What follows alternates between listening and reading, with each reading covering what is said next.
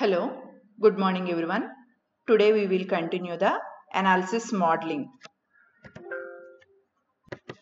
In the analysis modeling, today we will discuss about the behavioral model, database model and flow oriented model. First one is the behavioral model. The behavioral model indicates how software will respond to external events or stimuli. అంటే behavioral model ఏం indicate చేస్తుందంటే software ఏ విధంగా respond అవుతుంది మనం ఈవెంట్స్ని perform చేస్తున్నప్పుడు. Here events are nothing but the actions which can be triggered by a system or by the user. To create the model the analyst must perform the following steps. Behavioral మోడల్ని create చేయాలి అంటే కనుక analyst ఈ స్టెప్స్ని follow అవ్వాలి. First one, evaluate all use cases to fully understand the sequence of interaction within the system. అంటే first use కేసెస్ని assess చేసుకోవాలి. ఎందుకంటే కనుక to fully understand the sequence of interaction within the system. ఏ విధంగా మనం అప్లికేషన్తో interact అవుతున్నాము, ఏ సీక్వెన్స్లో interact అవుతాము అని చెప్పి అండర్స్టాండ్ చేసుకోవటం కోసం ఫస్ట్ యూస్ కేసెస్ అన్నిటిని అసెస్ చేసుకోవాలి. Next one, identify events that drive the interaction sequence and understand how these events relates to specific objects. అంటే ఏ ఈవెంట్స్ని పెర్ఫామ్ చేయాలి, సీక్వెన్స్లో మనం అప్లికేషన్తో ఇంటరాక్ట్ అవ్వాలి అంటే కనుక, ఒక సీక్వెన్స్లో అప్లికేషన్తో ఇంటరాక్ట్ అవ్వాలి అంటే కనుక ఏ ఈవెంట్స్ని పెర్ఫామ్ చేస్తే కనుక మనం సీక్వెన్స్లో ఇంటరాక్ట్ అవుతాము. అలాగే ఆ ఈవెంట్ ఏ ఆబ్జెక్ట్కి రిలేట్ అయ్యి ఉంది అనేది ఐడెంటిఫై చేసుకోవాలి. ఫర్ ఎగ్జాంపుల్ మనం లాగిన్ పేజ్ని కనుక తీసుకుంటే కనుక లాగిన్ పేజ్లో ఫస్ట్ మనం డైరెక్ట్గా సైన్ ఇన్ అయిపోలేము. If we have only sign up then we can sign in అనమాట. అంటే సైన్ అప్ అయితేనే మనం నెక్స్ట్ సైన్ ఇన్ ఇవ్వగలం. అంటే మనం మన అకౌంట్ని క్రియేట్ చేసుకుంటేనే, జీమెయిల్ అకౌంట్ని క్రియేట్ చేసుకుంటేనే దాని తర్వాత మాత్రమే ఆ అకౌంట్ని ఓపెన్ చేయగలుగుతాం అనమాట. సో ఇలా ఏ ఈవెంట్ తర్వాత ఏ ఈవెంట్ని ఏ సీక్వెన్స్లో కనుక మనం పెర్ఫామ్ చేయాలి, అలాగే ఏ ఆబ్జెక్ట్కి ఆ ఈవెంట్స్ రిలేట్ అయ్యి ఉన్నాయి అనేది ఐడెంటిఫై చేసుకోవాలి. Next one, create a sequence for each use case. అంటే మనం యూస్ కేసెస్ని ఇందాక ఐడెంటిఫై చేసుకున్నాం. ఐడెంటిఫై చేసుకున్న యూస్ కేసెస్ యొక్క సీక్వెన్స్ అంటే దేని తర్వాత ఏది అనేది కూడా ఐడెంటిఫై చేసుకోవాలి. Build a state diagram for the system. అంటే అప్లికేషన్కి సంబంధించిన స్టేట్ డయాగ్రామ్ని కూడా ప్రిపేర్ చేసుకోవాలి. Review the behavioural model to verify accuracy and consistency. అంటే బిహేవియరల్ మోడల్ ఎంతవరకు కరెక్టు, అలాగే ఎంతవరకు స్టేబుల్గా ఉన్నాయి అనే రిక్వైర్మెంట్స్ అనేది ఐడెంటిఫై చేసుకోవడానికి బిహేవియరల్ మోడల్ని యూజ్ చేసుకుని మనం ఐడెంటిఫై చేసుకుంటాం. State representation. In the state chart diagrams, diagram is used to represent the states of different objects in the life cycle and in its life cycle. అంటే state chart diagram అనే దాన్ని ఎందుకు use చేసుకుంటామంటే కనుక object యొక్క దాని యొక్క life సైకిల్లో ఏ స్టేట్స్ని represent చేస్తుంది అని చెప్పి చెప్పడం కోసం స్టేట్ చార్ట్ డయాగ్రామ్స్ని యూజ్ చేసుకుంటాం. The states of the objects are important here. అంటే మనకి ఆబ్జెక్ట్ యొక్క స్టేట్స్ అనేవి చాలా ముఖ్యం అన్నమాట. సో స్టేట్స్ రిప్రజెంటేషన్ బిహేవియరల్ మోడల్లో మనం ఏం చేస్తున్నాం అంటే ఆ స్టేట్స్ మనం ఇక్కడ రిప్రజెంట్ చేస్తున్నాం. Here there are two states, one is active state and another one is the passive state. In the context of behavioral modeling, two different characterization of states must be considered. అంటే బిహేవియరల్ మోడలింగ్లో two different characterization of states, అంటే స్టేట్స్కి two different characterizations అనేవి ఉంటాయి. The state of a class takes on both passive and active characteristics. ఇక్కడ active ఉంటుంది, passive ఉంటుంది.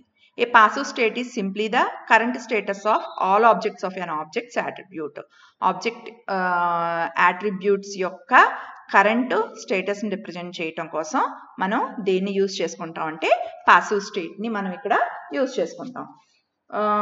For example player would include the current position and orientation attributes of the player. అంటే మనం passive state గురించి చెప్పుకునేటప్పుడు ఒక video గేమ్లో కనుక ఒక ప్లేయర్ని తీసుకుంటే కనుక ఆ ప్లేయర్ యొక్క కరెంట్ పొజిషన్ కానీ ఆ ప్లేయర్ యొక్క ఓరియంటేషన్ యాట్రిబ్యూట్స్ని కానీ చెప్పేదాన్ని మనం ఇక్కడ ఏమంటాం అంటే పాసివ్ స్టేట్ అని చెప్పి అంటాం. The active state of an object indicates the current status of the object as it undergoes a continuing transformation processing.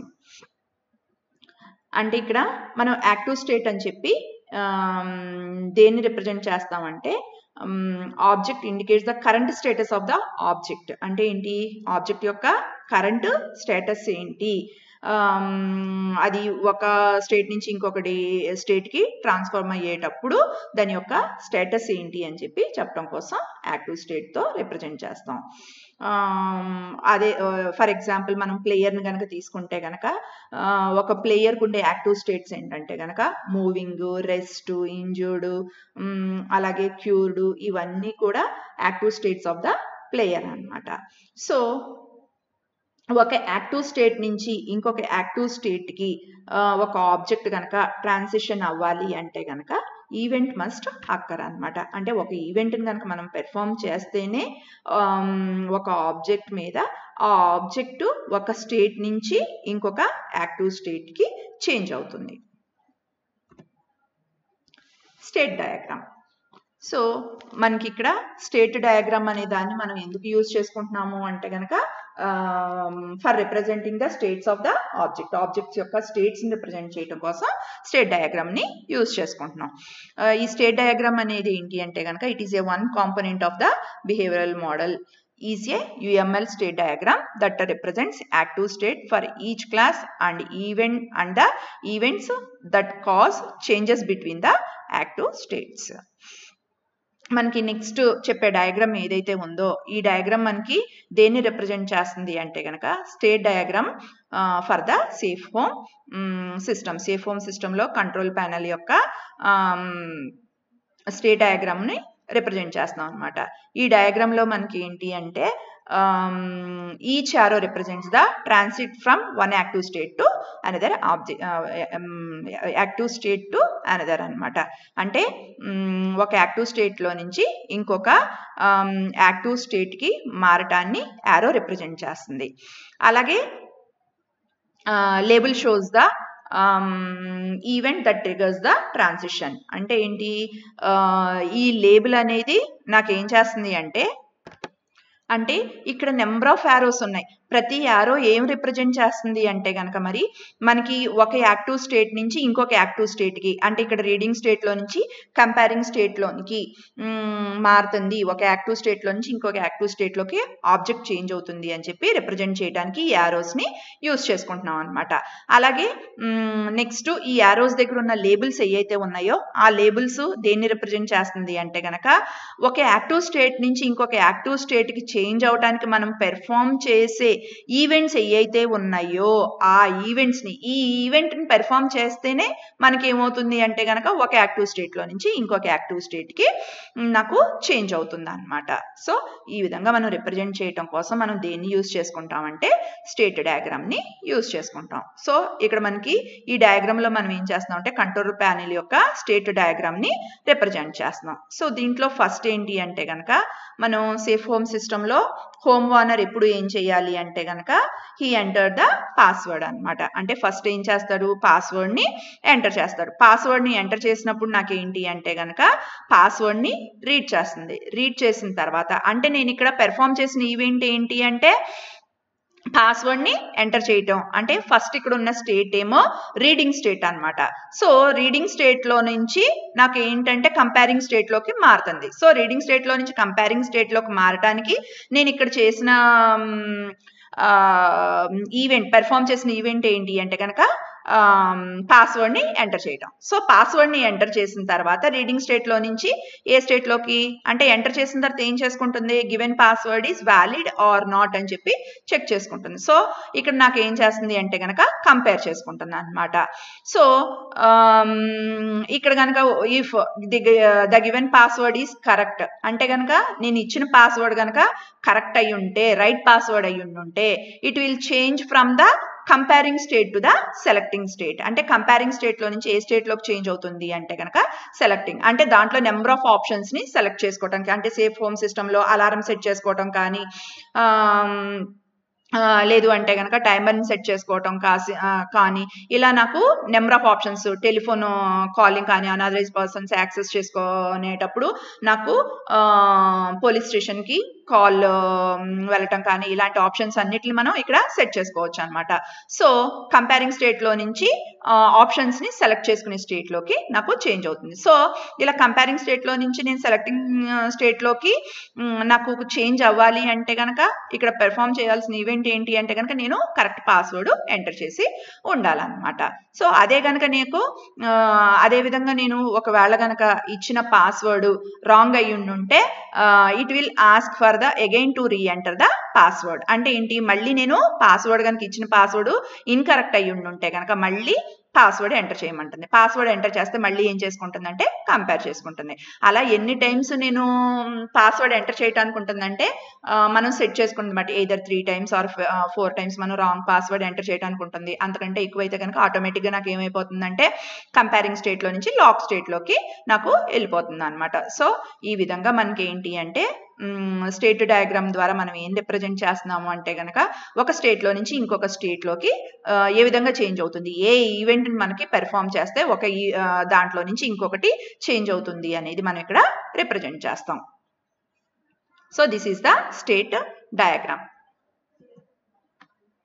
Next sequence diagram. So in the second type of behavioral representation called a sequence diagram in UML indicates how events cause transition from object to object. So behavioural మోడల్ని represent చేయడానికి మనం use చేసుకునే next diagram ఏంటి అంటే sequence diagram. First diagram ఏమో state chart diagram, next diagram ఏంటంటే sequence diagram use చేసి behavioural మోడల్ని రిప్రజెంట్ చేస్తాం. సో ఈ బిహేవియరల్ మోడల్ ఏం చేస్తుంది అంటే కనుక ఈవెంట్స్ అనేవి ఏ విధంగా కారణమవుతున్నాయి, ఏ విధంగా మార్పు చెందుతున్నాయి ఆబ్జెక్ట్ టు ఆబ్జెక్ట్, అంటే ఒక ఆబ్జెక్ట్ నుంచి ఇంకొక ఆబ్జెక్ట్ దగ్గరికి వెళ్ళేటప్పటికి ఈవెంట్స్ కూడా ఏ విధంగా మారుతున్నాయి అనేది ఇక్కడ సీక్వెన్స్ డయాగ్రామ్ ద్వారా చెప్తాం. Once events has been identified by examining a use case the modeler creates a sequence diagram.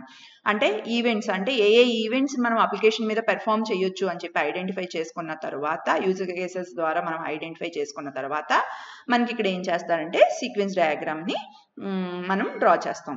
The representation of how events cause flow from one object to another object as a function of time.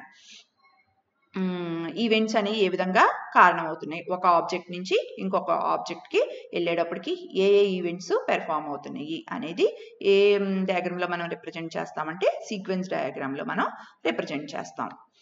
It is the sequence diagram for the safe home security function. Safe home security ఫంక్షన్కి మనం use చేసుకునే sequence diagram అనమాట. So first ఇక్కడ ఏంటి అంటే కనుక home owner ఏం చేస్తాడు అంటే కనుక he will enter the password. అంటే హోమ్ ఓనర్ ఇక్కడ ఏం చేస్తున్నాడంటే పాస్వర్డ్ని ఇక్కడ ఎంటర్ చేస్తున్నాడు. సో పాస్వర్డ్ని ఎంటర్ చేసిన తర్వాత after entering the password control panel is in reading state. అంటే కంట్రోల్ ప్యానల్ ఏ స్టేట్లో ఉంది, నాకు అక్కడ రీడింగ్ స్టేట్లో ఉందన్నమాట. ఎందుకు అంటే కనుక టు రీడ్ ద పాస్వర్డ్, అంటే పాస్వర్డ్ని రీడ్ చేయడం కోసం. After reading it will change from the reading state to the comparing state. అంటే ఏ స్టేట్లో నుంచి ఏ స్టేట్కి నాకు ఇక్కడ చేంజ్ అవుతుంది, రీడింగ్ స్టేట్లో నుంచి కంపేరింగ్ స్టేట్లోనికి చేంజ్ అవుతుంది అనమాట. ఎక్కడ చేంజ్ అవుతుంది అంటే కనుక కంట్రోల్ ప్యానల్ దగ్గర చేంజ్ అవుతుంది. And control panel will request to the system objects to look up అనమాట. అంటే సిస్టమ్ అంటే కంపేరింగ్ స్టేట్లో నాకు ఏం చేస్తుందంటే గివెన్ పాస్వర్డ్ కరెక్టా కాదా అని చెప్పి నాకు ఇక్కడ చెక్ చేసుకుంటుంది. గివెన్ పాస్వర్డ్ కనుక కరెక్ట్ అయితే కనుక సిస్టమ్ ఏం చేస్తుందంటే సెన్సార్ని రిక్వెస్ట్ చేస్తుంది. ఏమని అంటే కనుక యాక్టివేట్ చేయమని చెప్పి రిక్వెస్ట్ చేస్తుంది. సో పాస్వర్డ్ కరెక్టే కాబట్టి సెన్సార్స్ ఏం చేస్తాయి అంటే కనుక యాక్టివేట్ అవుతాయి అన్నమాట. సో ఈ విధంగా జరుగుతుంది. లేదు if the given password is correct, అంటే కంపారిజన్ దగ్గర నాకు ఏమైపోయింది పాస్వర్డ్ కనుక ఇదైపోయింది అనుకోండి, రాంగ్ అయింది అనుకోండి, నాకు ఏం చేస్తుందంటే it will ask for the reentering the password. అంటే ఏంటి, పాస్వర్డ్ని నాకు అక్కడ మళ్ళీ రీఎంటర్ చేయమంటుంది. ఎప్పటి వరకు రీఎంటర్ మనం చేయొచ్చు అంటే కనుక మ్యాక్సిమం నెంబర్ ఆఫ్ ట్రైస్, ఎన్ని నెంబర్ ఆఫ్ ట్రైస్ మనం చేయొచ్చు అన్ని నెంబర్ ఆఫ్ ట్రైస్ వరకు. అదే maximum number of tries complete అయిన తర్వాత నాకు ఆటోమేటిక్గా ఏమవుతుంది అంటే కనుక లాక్ అవుతుంది అనమాట. సో ఇలా మనం సీక్వెన్స్ డయాగ్రామ్స్ ద్వారా మనం ఏం చేస్తామంటే కనుక ఆబ్జెక్ట్స్ టు ఆబ్జెక్ట్ మనకి ఏ ఈవెంట్ని పెర్ఫామ్ చేస్తున్నాము అనేది మనం సీక్వెన్స్ డయాగ్రామ్ ద్వారా మనం రిప్రజెంట్ చేస్తాం.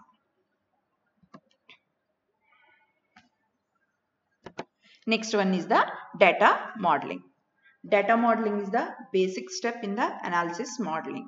అంటే ఏంటి, డేటా మోడలింగ్ అనేది ఏంటి అంటే మనం అనాలిసిస్ మోడల్లో చాలా బేసిక్ స్టెప్ అని చెప్పి చెప్పొచ్చు.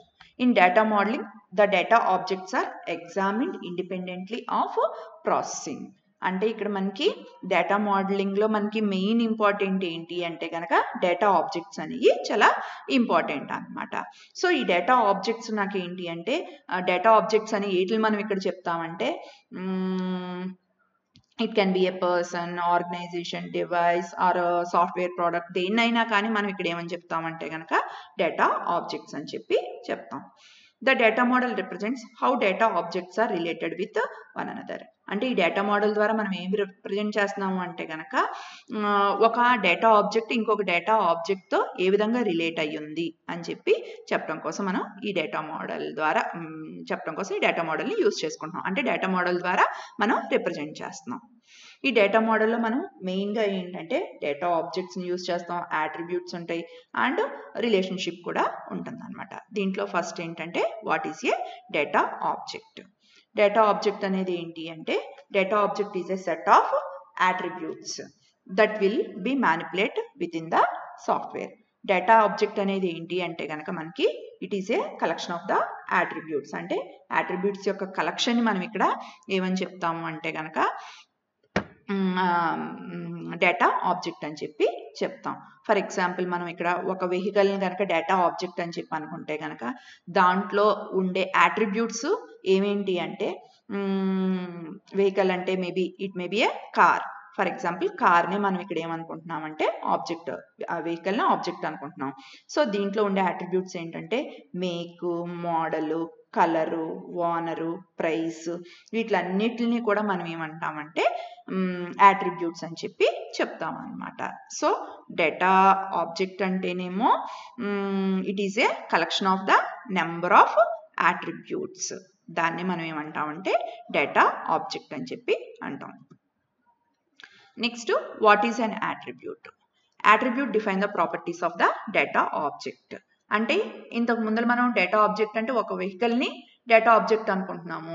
ఆ వెహికల్ యొక్క ప్రాపర్టీస్ని రిప్రజెంట్ చేసేది. అంటే ప్రాపర్టీస్ అంటే దాని యొక్క కలర్ కావచ్చు, లేదంటే దాని యొక్క మోడల్ నెంబర్ కావచ్చు, ఓనర్ కానీ, అలాగే దాని ప్రైస్, వీటిలన్నిటిని కూడా ఆ వెహికల్ యొక్క యాట్రిబ్యూట్స్ అని చెప్పి అంటాం. యాట్రిబ్యూట్స్ మనం రిప్రజెంట్ చేసేటప్పుడు త్రీ టైప్స్ ఆఫ్ యాట్రిబ్యూట్స్ ఉన్నాయన్నమాట. ఏంటి అంటే naming attribute, descriptive attribute, referential attribute. First one ఏంటంటే naming attribute. These attributes are used to name an instance of data object. అంటే ఫర్ ఎగ్జాంపుల్ ఇందాక చెప్పుకున్నట్టు వెహికల్నే కనుక తీసుకుంటే కనుక డేటా ఆబ్జెక్ట్ అనుకుంటే దాని యొక్క మేక్, మోడల్ వీటిని ఏమంటామంటే నేమింగ్ యాట్రిబ్యూట్స్ అని చెప్పి అంటాం. Next one descriptive attributes. These attributes are used to describe the characteristics or features of the data object. Data object యొక్క క్యారెక్టరిస్టిక్స్ కానీ ఫీచర్ కానీ రిప్రజెంట్ చేయడానికి డిస్క్రిప్టివ్ యాట్రిబ్యూట్స్ని యూజ్ చేసుకుంటాం. ఎగ్జాంపుల్ ఏంటి అంటే వెహికల్ డేటా ఆబ్జెక్ట్లో కలర్ అనేది దాన్ని మనం ఇక్కడ డిస్క్రిప్టివ్ యాట్రిబ్యూట్ అని చెప్పి అంటాం. Next one referential attribute. These are the attributes that are used in making the reference to another instance in another table. Example ఏంటి అంటే కనుక owner is the referential attribute. Vehicle data object కనుక తీసుకుంటే vehicle యొక్క ఓనర్ని మనం ఏమని చెప్పొచ్చు అంటే రిఫరెన్షియల్ యాట్రిబ్యూట్ అని చెప్పి చెప్పొచ్చు. Next one relationship. Relationship represents the connection between the data objects.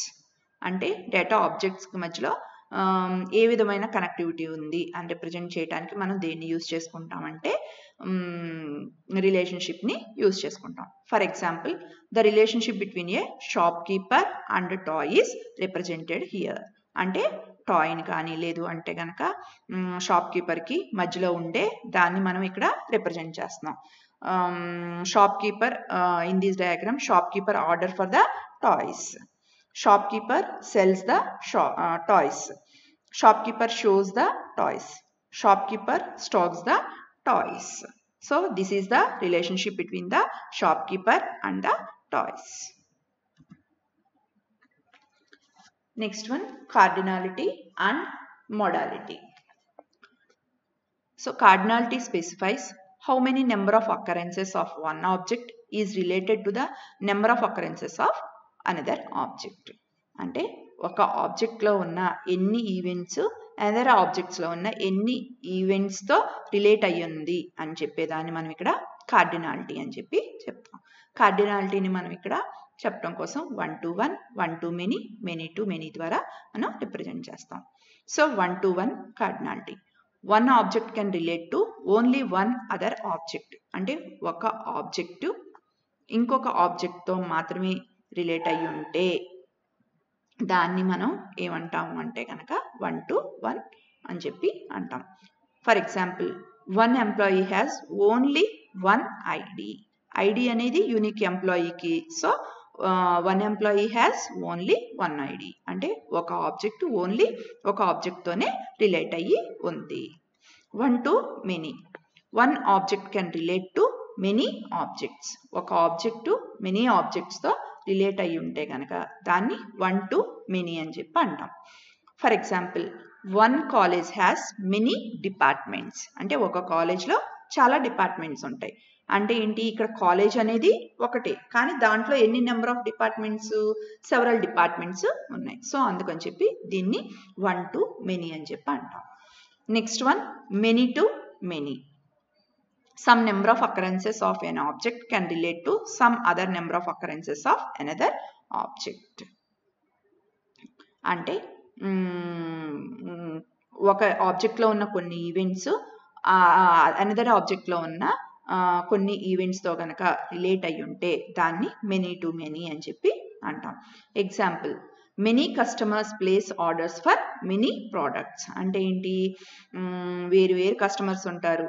వేరు కస్టమర్స్ చాలా ప్రోడక్ట్స్ కోసం ఆర్డర్ చేస్తూ ఉంటారు. డిఫరెంట్ ప్రోడక్ట్స్ కోసం ఆర్డర్ చేస్తూ ఉంటారు. దీన్ని మనం ఏమంటాం అంటే మెనీ టు మెనీ అని చెప్పి అంటాం. Next one, modality. Modality indicates whether or not a particular data object must participate in the relationship.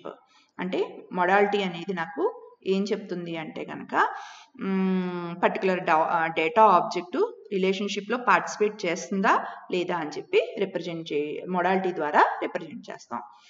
Modality of a relationship is 0 if there is no explicit need for the relationship to occur or the relationship is optional. అంటే అక్కడ relationship optional లేదు, అసలు అవసరం లేదు అనుకున్నప్పుడు మొడాలిటీని దేంతో represent చేస్తామంటే 0తో రిప్రజెంట్ చేస్తాం.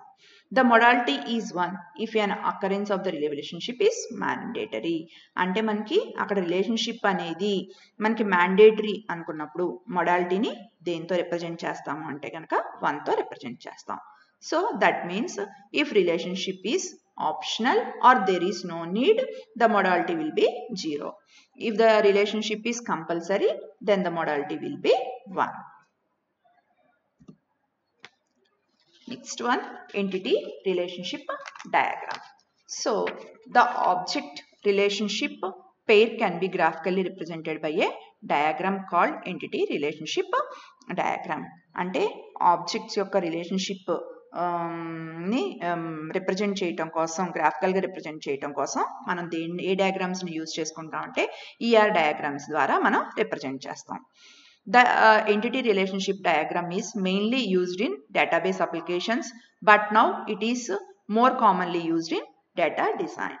అంటే యాక్చువల్గా ఈఆర్ డయాగ్రామ్స్ అనేది దీంట్లో యూస్ చేసుకుంటాం, అంటే డేటాబేస్ అప్లికేషన్లోనే యూస్ చేసుకుంటాం. కానీ ఇప్పుడు మనం దేనికోసం కూడా యూస్ చేసుకుంటున్నాం అంటే డేటా డిజైన్ చేయడం కోసం కూడా మనం ఈ ఎంటిటీ రిలేషన్షిప్ డయాగ్రామ్స్ని యూస్ చేస్తున్నాం. The primary purpose of entity relationship diagram is to represent the relationship between data objects. Data objects, several data objects అనేవి ఉంటాయి. సో ఆ డేటా ఆబ్జెక్ట్స్ మధ్యలో రిలేషన్షిప్ని రిప్రజెంట్ చేయడం కోసం మనం ఎంటిటీ రిలేషన్షిప్ డయాగ్రామ్స్ని యూజ్ చేసుకుంటాం. సో ఈఆర్ డయాగ్రామ్ను నెంబర్ ఆఫ్ నోటేషన్స్ ద్వారా మనం రిప్రజెంట్ చేస్తాం. First one is the rectangle. So rectangle is used to represent the entity. ఎంటిటీని రిప్రజెంట్ చేయడానికి మనం దేన్ని యూజ్ చేసుకుంటాము అంటే కనుక రెక్టాంగిల్ని యూజ్ చేసుకుంటాం అనమాట. Entity is it is an object and is distinguishable and it is similar to the record. Next one is the weak entity. Weak entity means the entity when the entity is depend upon the some another entity, then it is called a weak entity. అంటే ఒక entity another entity మీద కనుక depend అయి ఉంటే దాన్ని ఏమంటాం అంటే weak entity అని చెప్పి అంటాం. Next one is the attribute. So attribute అనేది ఏంటి అంటే కనుక మనకి ఎక్లిప్స్ ద్వారా మనం రిప్రజెంట్ చేస్తాం అనమాట యాట్రిబ్యూట్ అనే దాన్ని. సో ఇక్కడ మనకి యాట్రిబ్యూట్ ఏంటి అంటే కనుక the attributes are properties or characteristics of an entity. అంటే ఒక ఎంటిటీ యొక్క క్యారెక్టరిస్టిక్స్ని కానీ లేదంటే దాని యొక్క ప్రాపర్టీస్ని కానీ రిప్రజెంట్ చేయటం కోసం మనం దేన్ని యూజ్ చేసుకుంటామంటే యాట్రిబ్యూట్ని యూజ్ చేసుకుంటాం. For example employee has the attributes like name, employee ID, salary. If we are taking student as an entity, student has the attributes like name, roll number, marks, like that. Next one, derived attribute. Derived attribute is a kind of attribute which is based on another attribute. అంటే another attribute మీద base అయి ఉన్న attributes ఏవైతే ఉన్నాయో దాన్ని మనం ఏమంటాం అంటే derived attributes అని అంటాం. For example we want to calculate the total and average marks of the students. So these are based on another attributes like marks. So it is called as a derived attribute. Next one is the key attribute. Key attribute is a unique attribute to representing distinguishing characteristics of entity. Typically primary key of record is a key attribute. Primary key ni మనం ఇక్కడ దేని కింద చెప్పుకోవచ్చు అంటే key attribute కింద మనం చెప్పుకోవచ్చు అన్నమాట. ఫర్ ఎగ్జాంపుల్ మనం స్టూడెంట్ యొక్క రోల్ నెంబర్ని కనుక తీసుకుంటే student roll number is a key attribute. Next one is the multi-valued attribute. Multi-valued attribute have more than one value. అంటే ఒకటి కన్నా ఎక్కువ వాల్యూస్ ఉంటే దాన్ని మనం ఏమంటాం అంటే మల్టీ-వాల్యూడ్ అట్రిబ్యూట్ అని చెప్పి అంటాం. For example phone number of the student. Student యొక్క phone number. Student can have many phone numbers. For example, he has landline number and mobile number. So that means he has more than one value. So it is called as a multi-valued attribute. Next one is the relationship. Relationship is represented with the diamond shape. So relationship when two entities share some information, then it is denoted by the relationship. అంటే two entities information కనుక share చేసుకుంటే రెండింటికి మధ్యలో నాకు ఏముందని represent చేస్తామంటే relationship ఉంది అని చెప్పి చెప్తాం. Here is the ER diagram for the banking system. అంటే ఎంటిటీస్ ఏంటి, వాటి మధ్యలో రిలేషన్షిప్ ఏంటి అని చెప్పి మనం ఇక్కడ ఈఆర్ డయాగ్రామ్ ద్వారా రిప్రజెంట్ చేస్తున్నాం అన్నమాట. Here user, account, ATM. These are called as the user, account, ATM. These are called as a entities. ఇట్లన్నిటిని మనం ఎంటిటీస్ అని చెప్పి చెప్తాం.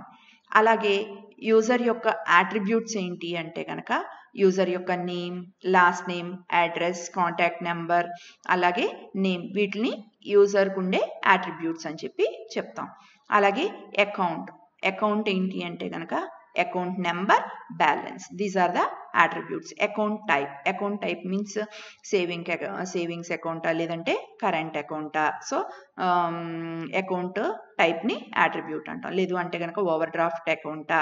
సో అకౌంట్ యొక్క టైపు, అకౌంట్ నెంబరు, అలాగే బ్యాలెన్స్, వీటిని మనం ఏమంటామంటే అకౌంట్ యొక్క యాట్రిబ్యూట్స్ అని చెప్పి చెప్తాం.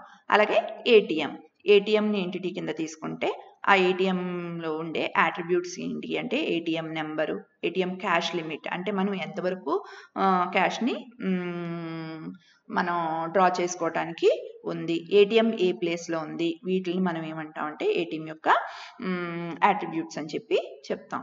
అలాగే రిలేషన్షిప్ అంటే యూజర్కి ఏటీఎంకి మధ్యలో ఉండే రిలేషన్షిప్ ఏంటి అంటే కనుక user performs the transactions on the ATM. అంటే యూజర్ అంటే వీళ్ళిద్దరికి మధ్యలో ఉండే రిలేషన్షిప్ ఏంటి అంటే కనుక యూజర్కి ఏటీఎంకి మధ్యలో ఉండే రిలేషన్షిప్ ట్రాన్సాక్షన్. సో ట్రాన్సాక్షన్స్ ద్వారా ఏటీఎంతో ఇంటరాక్ట్ అవుతున్నారు. అలాగే యూజర్కి అకౌంట్కి ఉండే రిలేషన్షిప్ ఏంటి అంటే కనుక యూజర్ హ్యాస్ ద అకౌంట్. అంటే యూజర్ మనకు అక్కడ అకౌంట్ లేకపోకుండా ఏం చేయలేడు, బ్యాంక్లో మనీ డిపాజిట్ చేసుకోవటం కానీ విత్డ్రా కానీ ఇలాంటి ట్రాన్సాక్షన్స్ని చేయలేడు.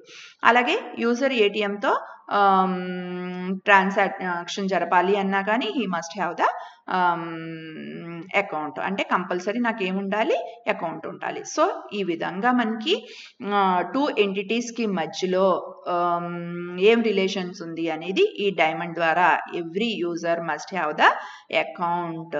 అలాగే user do the transactions with the ఏటీఎంతో నాకు ఏం చేస్తూ ఉంటాడు అంటే కనుక ట్రాన్సాక్షన్స్ని జరుపుతారు. సో ఈ విధంగా మనకి ఎంటిటీస్ ఏంటి, యాట్రిబ్యూట్స్ ఏంటి, వాటి మధ్యలో ఉన్న రిలేషన్షిప్ ఏంటి అని చెప్పి రిప్రజెంట్ చేయడం కోసం మనం ఏ డయాగ్రామ్ ద్వారా రిప్రజెంట్ చేస్తామంటే ఎంటిటీ రిలేషన్షిప్ డయాగ్రామ్ ద్వారా మనం రిప్రజెంట్ చేస్తాం. Next one, flow modelling.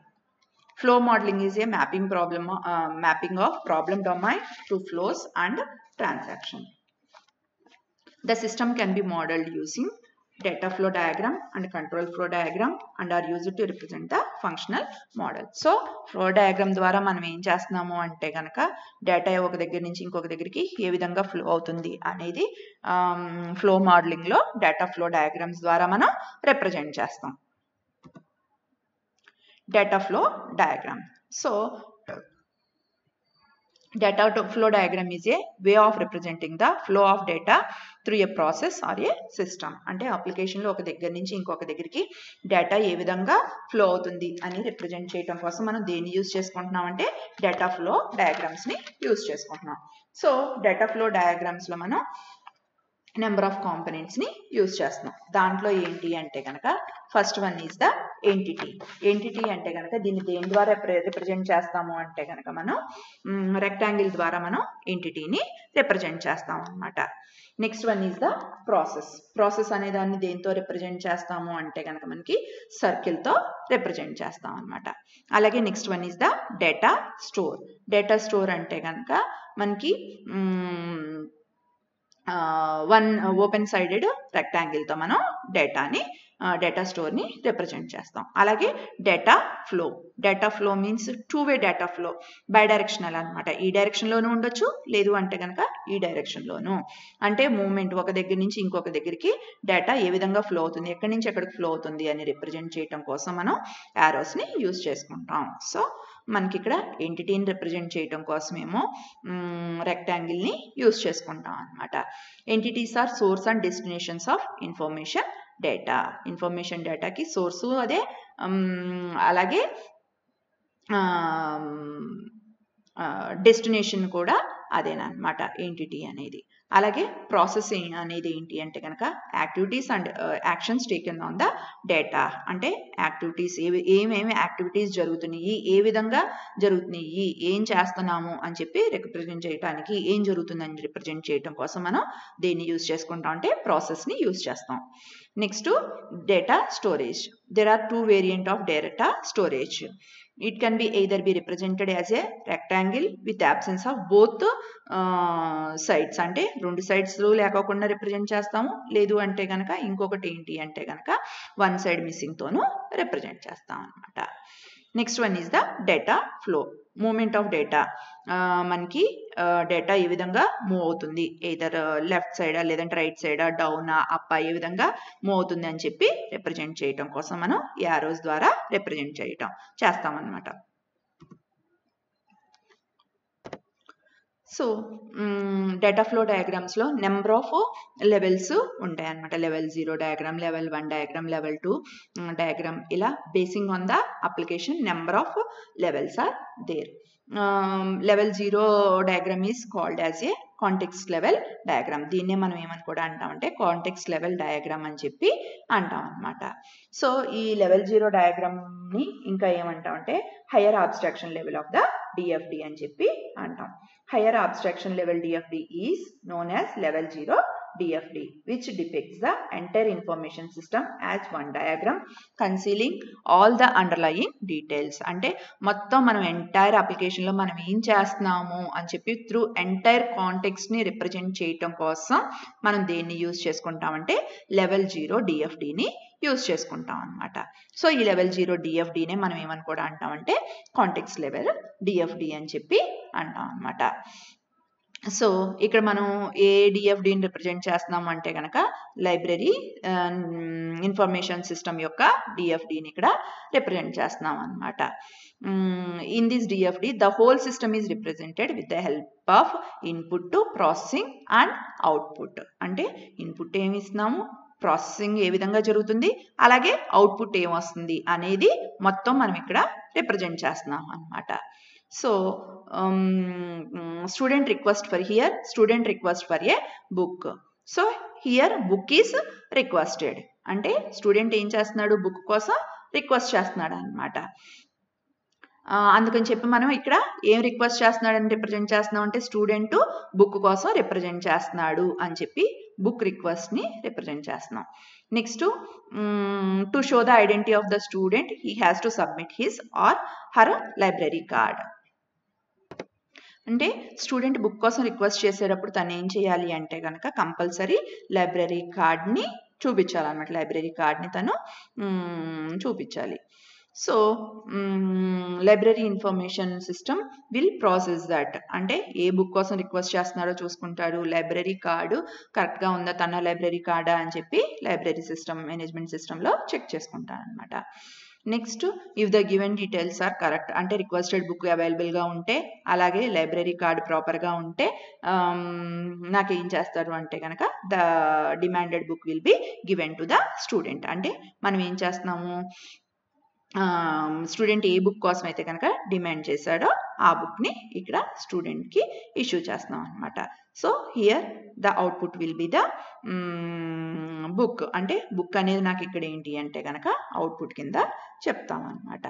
The library information system should display the demanded book information which can be used by the customer while selecting the book.